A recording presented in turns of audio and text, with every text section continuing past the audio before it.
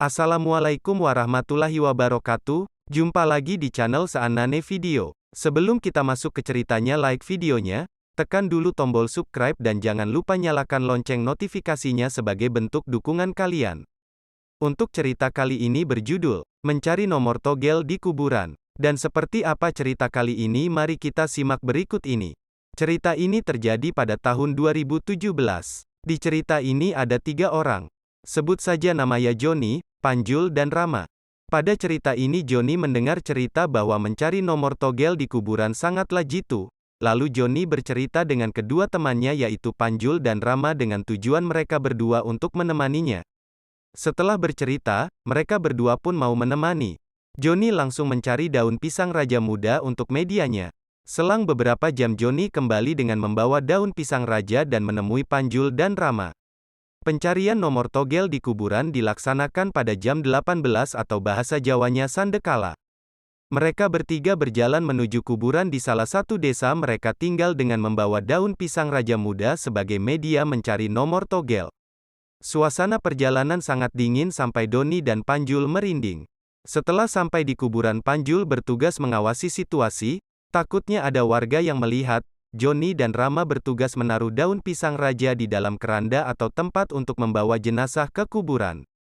Joni bertugas menaruh daun pisang raja ke dalam keranda dan Rama bertugas mengangkat sedikit tutup keranda supaya Joni bisa menaruh daun pisang raja di dalamnya.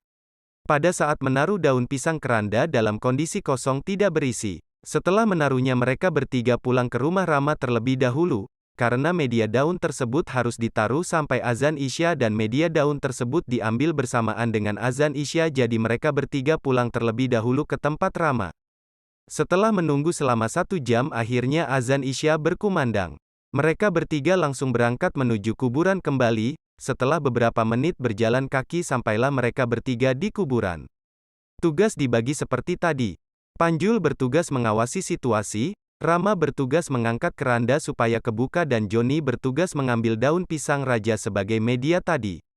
Pada saat pengambilan daun di dalam keranda ada kejadian tidak terduga. Tiba-tiba Panjul berbicara dengan nada tinggi, "Cepat Jon diambil, kalau tidak aku pulang," kata. Rama juga ikut berbicara, kata Rama, "Cepat diambil." Joni pun bingung dengan mereka berdua kenapa mereka tidak sabar padahal keranda baru kebuka. Setelah Joni mengambil daun pisang raja tersebut, Rama bicara kembali, "Ayo cepat pulang, jangan lama-lama di sini."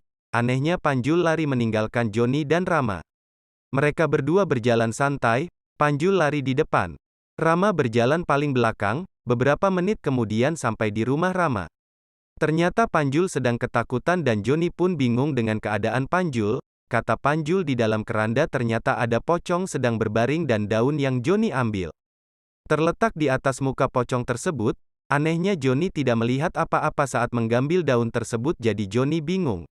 Rama masih terdiam. Joni dengan tidak sabarnya langsung membuka daun pisang raja untuk mencari nomor togel.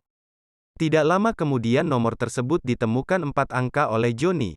Dengan girangnya Joni senang dan ingin cepat membeli nomor tersebut. Panjul dan Rama ikut membeli nomor tersebut. Tidak lama kemudian Joni dan Panjul pergi untuk membeli nomor togel.